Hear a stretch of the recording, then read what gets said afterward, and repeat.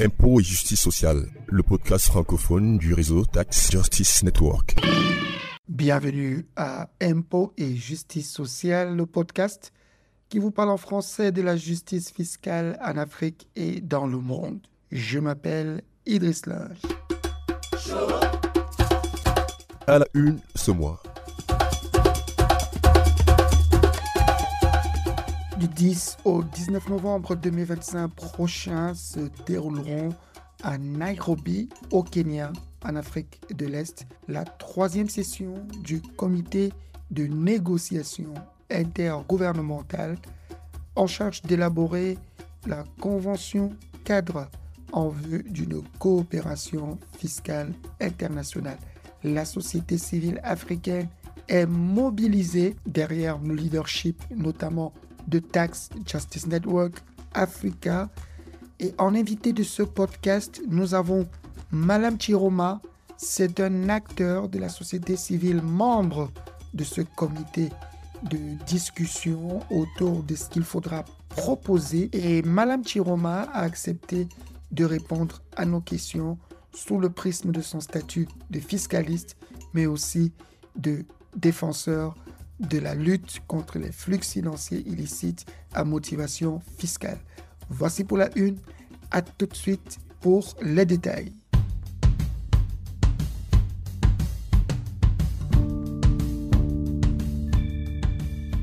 Je vous le disais, du 10 au 19 novembre 2025 se tiendra à Nairobi, au Kenya, en Afrique de l'Est, la troisième session du comité intergouvernemental en charge de négocier la convention cadre en vue d'une coopération fiscale internationale sous l'égide des Nations Unies. À cette occasion, de nombreux acteurs de la société civile africaine vont faire la route de Nairobi, où il y aura des ateliers de discussion, mais aussi une participation effective aux échanges, et la société civile africaine entend se faire entendre sur plusieurs points, notamment la question de la taxation des transactions transfrontalières à l'heure du numérique, mais surtout la question de la résolution des conflits en matière fiscale. À cette occasion, nous avons eu l'opportunité, mais surtout la chance d'avoir Malam Chiroma. Malam Chiroma est un expert fiscaliste de l'Afrique francophone, précisément en Afrique de l'Ouest. Il est aussi un grand acteur du plaidoyer en vue d'éliminer les flux financiers illicites à motivation fiscale. Il a accepté d'échanger avec nous, de nous donner sa perspective, ses attentes, mais aussi ses recommandations en vue des discussions qui se tiendront très prochainement. Écoutez l'entrevue que j'ai eue avec Malam Chiroma. Malam Chiroma, il est expert fiscaliste. Il est directeur des programmes dans une organisation non gouvernementale au Niger, où il exerce sur les questions de fiscalité globale. Malam, c'est un plaisir de t'avoir sur notre podcast. C'est la première fois d'intervenir sur le podcast en français de Tax Justice Network. Alors, en tant que représentant des ONG en Afrique, mais aussi surtout du haut de votre statut de fiscaliste, comment évaluez-vous l'impact potentiel de cette convention fiscale internationale qui est actuellement négociée et dont l'une des spécificités est la taxation des transactions internationales à l'ère de l'économie numérique? Je pense que cette convention aura un grand impact, surtout pour les économies ou les pays du Sud ou de l'Afrique particulièrement, parce que cette convention permettra aux pays du Sud, de façon générale, de pouvoir taxer certaines transactions qui se font en ligne. Vous savez, si vous êtes dans un pays africain, si vous faites une transaction, cette transaction donc n'est pas taxée par le pays dans lequel vous êtes, notamment les pays africains. Il n'y a aucun moyen, il n'y a aucune disposition qui permet à ces pays-là de taxer des transactions dont la livraison et c'est fait sur leur sol et dont le paiement se fait sur leur sol.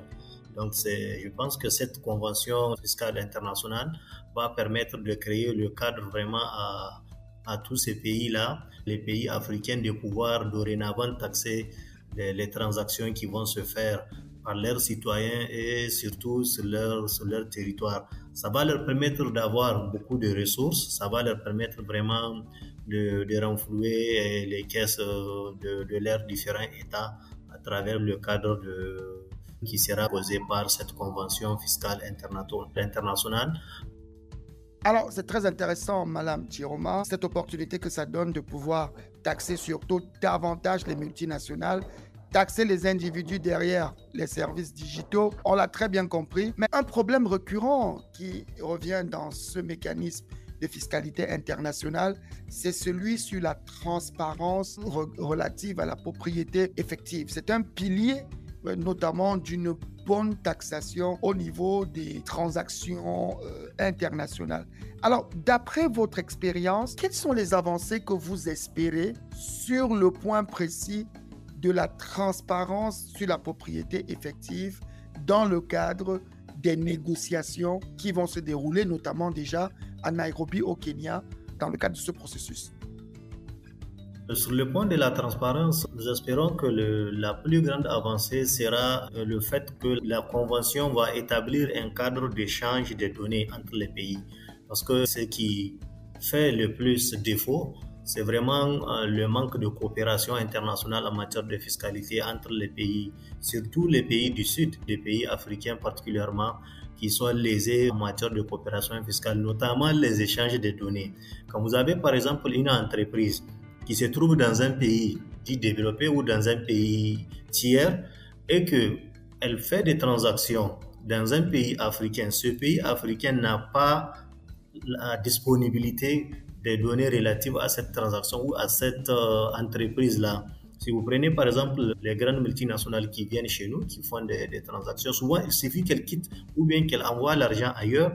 Nos pays n'ont pas accès à la vraie information. Donc il y a ce manque de transparence-là, il y a ce manque d'échange des données.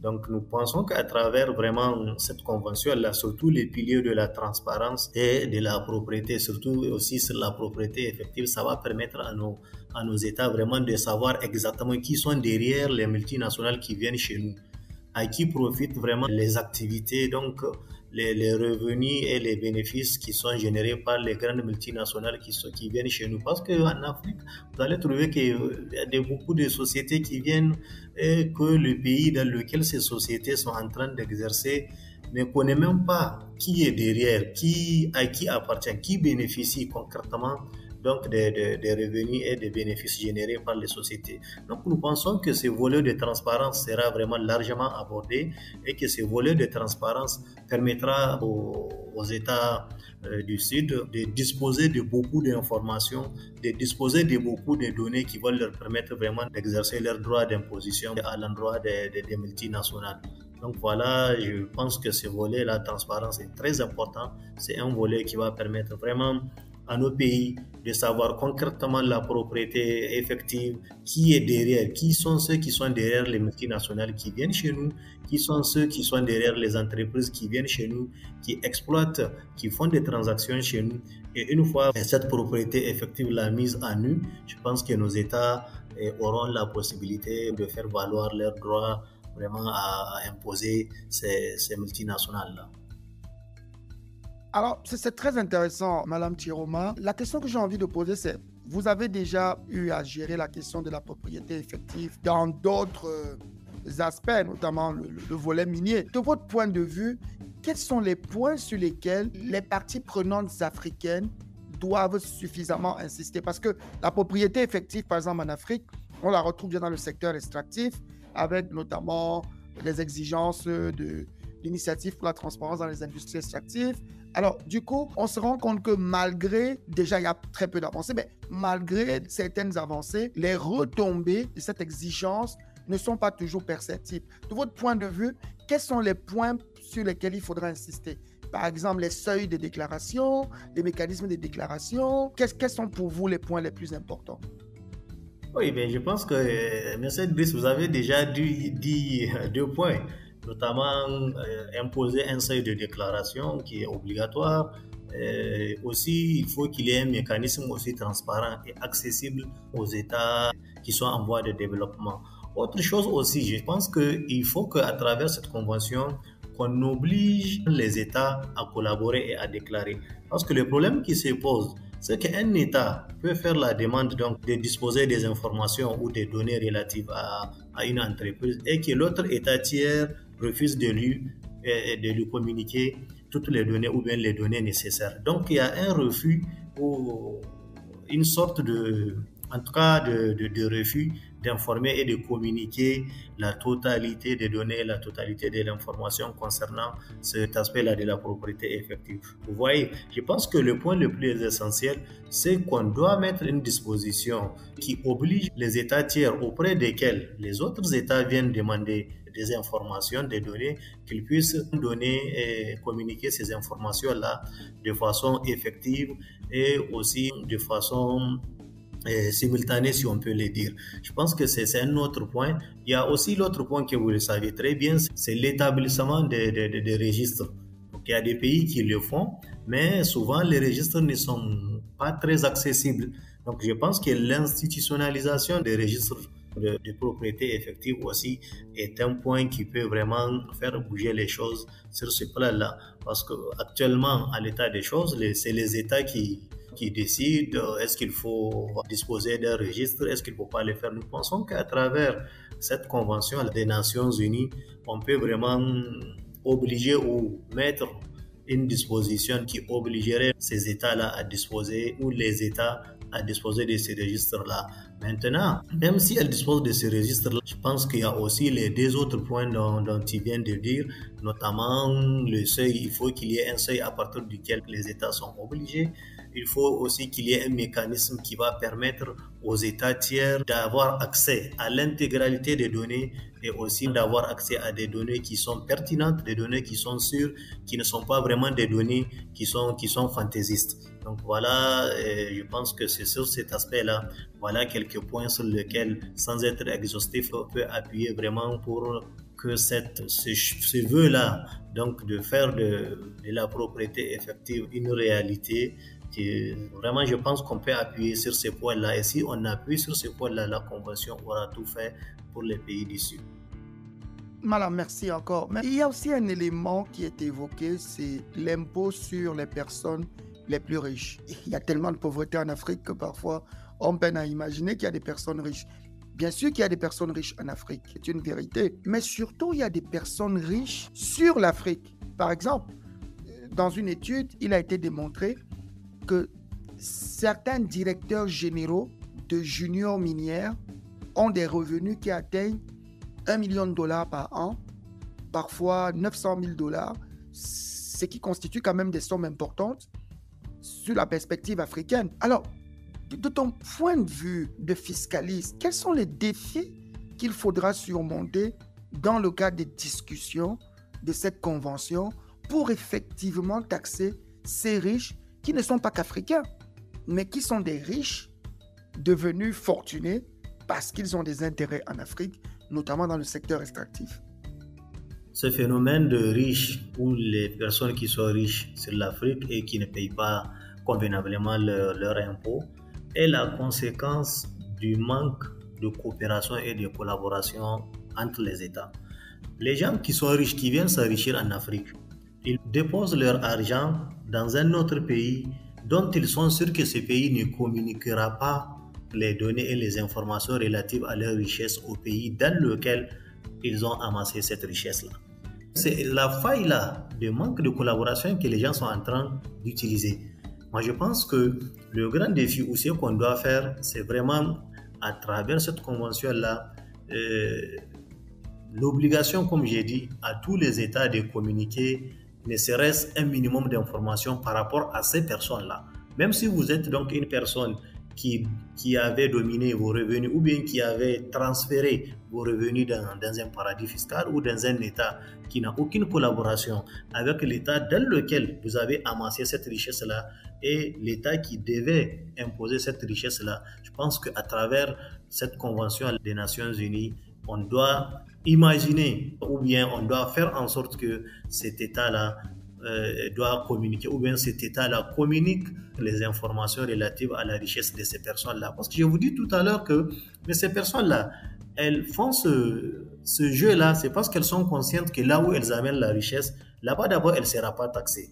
Donc, c'est des pays qui ne taxent pas ou bien qui ont un taux de taxation qui est très faible et c'est des pays qui ne communiquent pas les informations relatives à la richesse et aux revenus des gens qui sont là-bas. Et donc, si à travers cette convention, l'ONU arrive à mettre en place un dispositif contraignant qui va contraindre tous les pays, en tout cas si vous êtes membre de l'ONU, vous serez contraint donc à respecter les dispositions de cette convention-là. Nous pensons que ça va permettre à ces personnes-là, aux États dans lesquels les personnes riches donc amassent de la richesse et qu'ils partent les déposer ailleurs, ça va permettre à ces États-là d'avoir des informations sur les revenus ou bien d'avoir des informations et des données sur les richesses des personnes qui viennent exercer chez elles. Quand on prend un exemple simple, dans un pays A, là où on exploite l'uranium, si vous êtes un directeur général d'une entreprise, si vous amassez votre richesse, même si vous partez dans un pays B, vous transférez cette richesse là-bas, si le pays A a la faculté et la possibilité d'avoir des données relatives à ce que vous avez là-bas dans le pays C, j'espère que le pays A là aura vraiment, le pays B, autant pour moi, le pays A aura la possibilité de taxer cette richesse-là, même si elle se trouve dans un pays B. Mais pour que cette richesse-là soit taxée, il va falloir inventer ou instaurer un mécanisme qui va contraindre ces pays-là qui sont d'abord à bas taux d'imposition et qui ne communiquent pas, qui appliquent le secret bancaire intégral, de pouvoir casser ce secret bancaire-là, de pouvoir casser vraiment cette règle-là de nu vu, nu connu. Parce que c'est de ça que les gens profitent. Je pense qu'à travers vraiment cette convention-là, il y aura vraiment des dispositions qui seront contraignantes face à ces États-là qui ne communiquent pas, qui ne collaborent pas et qui appliquent le secret bancaire et le secret fiscal intégral. C'est très intéressant ce que tu dis parce que tu touches plusieurs points qui permettent de mesurer le niveau d'opacité financière dommageable pour la mobilisation des ressources domestiques. Et c'est très intéressant parce que tu es un acteur de la société civile. Mais justement, cette société civile, on l'a vue très active. Je sais que tu te prépares avec d'autres acteurs de la société civile africaine à aller à cette rencontre de Nairobi. La question, Madame Tiroma, quelles sont aujourd'hui les forces de la société civile africaine face à cette actualité et quels sont les points qui, de ton point de vue, nécessitent une capacitation complémentaire ou même, disons, un accompagnement soutenu pour que vous jouiez vraiment votre rôle de watchdog, de chien de garde de la protection des ressources domestiques en Afrique?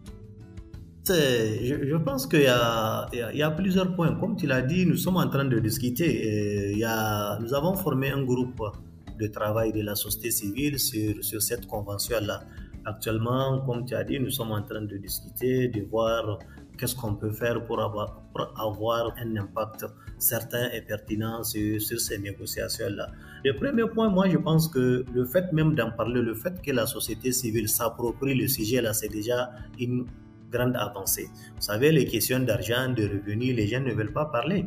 Et les gens, ça a toujours constitué une enclave, si on peut le dire. Le fait qu'aujourd'hui, la société civile africaine participe activement, elle défend des positions, j'espère que c'est déjà une bonne chose. Maintenant, l'autre chose, c'est qu'il faut que nos États, nos administrations fiscales puissent aussi nous écouter. Parce que ça ne sert à rien quand on part au niveau international, quand on part au niveau des Nations Unies, on fait des propositions, on porte haut donc le flambeau de la voix donc des pays du Sud, et que quand vous revenez à l'interne au niveau des administrations fiscales, vous allez toujours trouver certaines réticences à vouloir prendre en compte les recommandations que la société civile fait. Moi, je pense qu'un autre point sur lequel, ou bien le point de capacitation qu'il faut revoir, c'est il faut qu'il y ait des groupes ou des groupes de travail multipartites qui vont rassembler et la société civile et les gouvernements et les administrations fiscales. Parce que vous voyez, nous partons en tant que société civile. Nous participons à ces négociations-là en tant que société civile. Mais l'État est de l'autre côté. Vous voyez, nos administrations, donc les administrations de nos États ou nos États qui participent à ces négociations-là sont de l'autre côté, la société civile est de l'autre côté. Et de l'autre côté, vous allez voir même les organisations régionales et internationales. Donc, il va falloir que le groupe de la société civile et les différents États ou les groupes étatiques puissent de temps en temps aussi échanger et collaborer pour que les intérêts des pays du Sud ou des pays qui sont lésés, donc du point de vue de la coopération fiscale internationale, puissent être défendus. Parce que c'est ça, c'est de faire en sorte que d'abord qu'il y ait cette justice fiscale-là, que tous ceux qui doivent payer payent effectivement leurs devoirs fiscaux convenablement et à la hauteur de ce qu'ils doivent payer. Il faut que tout celui qui a de l'argent ou bien tout celui qui a des revenus ou des bénéfices puisse payer ses impôts conformément à la loi et conformément à sa capacité ou à ce qu'il a amassé comme richesse. Je pense que c'est des discussions qui sont en cours. Nous, au niveau du groupe de la société civile, nous sommes en train de voir qu'est-ce qu'on doit faire pour appuyer la position de nos États-là. Parce que nous venons en appui. Nous appuyons vraiment les États du Sud global, je ne parle même pas des pays africains seulement, même les autres pays qui appartiennent vraiment à ce qu'on appelle le Sud, nous appuyons leur position, nous faisons en sorte que la souveraineté des États vraiment puisse être connue et puisse vraiment que ces États-là puissent jouir de cette souveraineté-là, y compris sur le point fiscal ou bien sur le point de la fiscalité. Donc vraiment, nous, en tant que groupe de la société civile, nous sommes en train de réfléchir et comme tu as dit, dans quelques jours, nous serons à Nairobi et nous allons aussi faire des discussions là-bas et nous allons toujours dégager donc notre position conformément à la justice fiscale, conformément aux intérêts des pays qui sont lésés dans cette coopération et donc fiscale internationale. Et aussi un autre point de capacitation que je trouve intéressant, c'est qu'il faut soutenir cette société civile-là dans la production des évidences. Comme tu l'as dit tout à l'heure, il y a beaucoup d'études qui se font. Nous produisons des évidences. Mais dans la production de ces évidences-là, souvent nous aussi, nous sommes confrontés à cette opacité-là. Nous sommes confrontés aussi au manque de collaboration de certaines administrations. Je pense que c'est aussi un point d'attention. Il faut que nos États, il faut que les pays africains et les pays du Sud puissent comprendre vraiment notre rôle et qu'ils puissent être disposés à aller avec la société civile, à comprendre le rôle de la société civile et qu'ils puissent appuyer la société civile dans la production de ces évidences-là. Madame Chiroma, la souveraineté sur les droits d'imposition, l'accès aux informations qui permettent d'exercer sereinement cette souveraineté, tu l'as déjà dit, la collaboration entre les États et la société civile, tu l'as aussi mentionné. Tu y vas à Nairobi, je l'espère, tu seras à Nairobi dans le cadre de ces négociations. Pour toi, le fiscaliste qui prône pour la justice fiscale, quelles sont tes attentes? Tu peux en citer 2 ou 3? Mes attentes, c'est... En fait, je l'ai déjà dit de façon un peu subtile, c'est que c'est de faire en sorte de rétablir l'équité ou bien de rétablir la justice pour les pays du Sud qui sont vraiment lésés. Parce que vous savez, l'avantage, ou si on peut le dire, la plus grande réalisation à travers cette convention-là fiscale internationale, c'est qu'elle a déplacé vraiment le pouvoir de décision en matière de coopération fiscale. Vous savez qu'avant cette convention-là, c'était les règles de l'OCDE, c'était les règles de l'Union européenne qu'on appliquait à tout le monde parce qu'il n'y avait pas un cadre international, un cadre global qui regroupe tous les pays du Sud. Quand vous prenez l'OCDE, c'est combien de pays?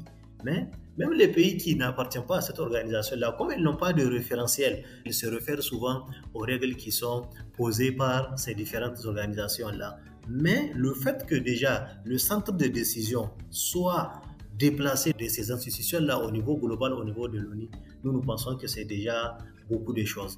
Donc même dans ce déplacement-là, même dans ce centre de décision-là, les pays riches et les puissances tentent toujours de faire valoir leur point de vue, tentent toujours de privilégier leur position des pays développés, au détriment souvent des pays en voie de développement. Donc moi, la première attente que je m'attends à ce que vraiment l'intérêt donc des pays du Sud soit vraiment sauvegardé. Je m'attends à ce qu'il y ait une correction vraiment de cette injustice-là qui a été imposée. Parce que même dans les positions, vous allez voir même dans les différents articles, dans les différentes dispositions, toujours ces États-là qui sont développés, ils essayent chaque fois de privilégier leur position. Donc moi, en participant à cette convention, je m'attends à ce qu'on puisse vraiment agir, à ce qu'on puisse faire en sorte que l'intérêt aussi des pays du Sud soit sauvegardé. Aussi, bon, vous savez, l'autre point qui sera traité donc par les négociations de Nairobi, c'est la définition d'un cadre de règlement de conflits.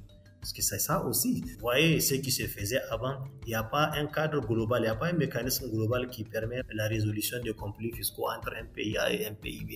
Si vous prenez par exemple entre un pays qui est membre de l'OCDE et un pays qui n'est pas membre de l'OCDE, si ils ont un différend ou un conflit, ils vont appliquer les règles de l'OCDE. Or, l'autre pays, là, lui, il ne fait même pas partie de l'organisation. Donc, le fait que vraiment qu'il y aura donc une ébauche vraiment du processus ou du règlement de conflit, je pense que c'est l'une des choses auxquelles nous nous attendons.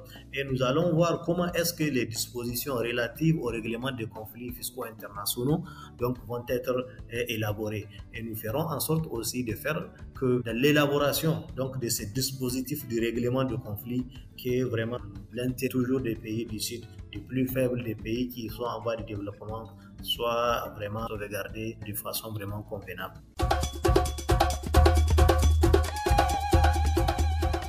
Voilà, je remercie encore Madame Chiroma d'avoir pris du temps pour pratiquer cet exercice d'interview. Je rappelle que l'agenda du mois de novembre en matière de justice fiscale sera chargé, en plus des négociations de la 3e session du comité intergouvernemental à Nairobi. Nous aurons le lancement de l'édition 2025 de l'état de la justice fiscale dans le monde par Tax Justice Network. Encore une fois, nous aurons l'opportunité de voir ce que les multinationales et les personnes fortunées ont extorqué, c'est le mot approprié, au continent africain et dans le monde en matière d'impôts non payés. C'est une actualité qu'il faudra suivre avec beaucoup d'intérêt. Mais aussi, il y a eu une publication par notre collègue Marcus d'une réflexion sur le risque que représentent les juridictions à forte intensité d'opacité financière en matière de blanchiment de capitaux. Effectivement, une juridiction qui a un score d'opacité élevé autant qu'un volume de transactions financières important représente un risque pour les autres pays en matière de blanchiment des capitaux. On est bien loin des situations où on qualifie souvent de nombreux pays africains de pays non compatibles aux règles du groupe d'action financière internationale. Il s'agit véritablement de réfléchir à partir de l'indice d'opacité financière sur la manière dont un pays peut constituer un risque de blanchiment de capitaux pour d'autres. Ce sont là des thématiques sur lesquelles nous reviendrons à l'occasion d'un prochain podcast. Mais d'ici là, vous pouvez écouter notre podcast sur la page des podcasts de Tax Justice Network, podcast avec s.taxjustice.net, et vous recherchez impôts et justice sociale, présenté et produit bien évidemment par Idriss Linge. Mais vous pouvez aussi nous écouter sur les applications de podcast Spotify, Google Podcast, Stitcher, Apple Podcast et une autre dizaine d'applications de podcast libres d'accès de droit. Pour ceux qui veulent aller sur la page de téléchargement des podcasts, impotsocial.libsyn.com, Libsyn avec S-Y-N à la fin. Et pour ceux qui veulent nous suivre sur nos réseaux sociaux, Facebook, Impôts et Justice Sociale, Twitter ou alors X pour ceux qui sont dans la modernité. Impôt S social, hashtag Impôt S social. Et si vous voulez nous écrire, idriss@taxjustice.net. Voilà pour ce programme de 74e épisode de votre podcast en français sur la justice fiscale en Afrique et dans le monde. Nous nous retrouvons très bientôt avec une actualité encore plus dense parce que comme je vous l'ai dit, à Nairobi, à Londres et un peu partout dans le monde, ça va bouger ce mois de novembre pour défendre bec et ongle la justice fiscale. Parce que la justice fiscale, ce n'est pas qu'une question d'impôt, c'est une question des droits de l'homme, c'est une question de justice climatique, de juste transition énergétique en Afrique, mais c'est aussi une question des droits des femmes, des droits des enfants. Défendre l'impôt, c'est défendre la survie et les droits humains. Au revoir et à très bientôt.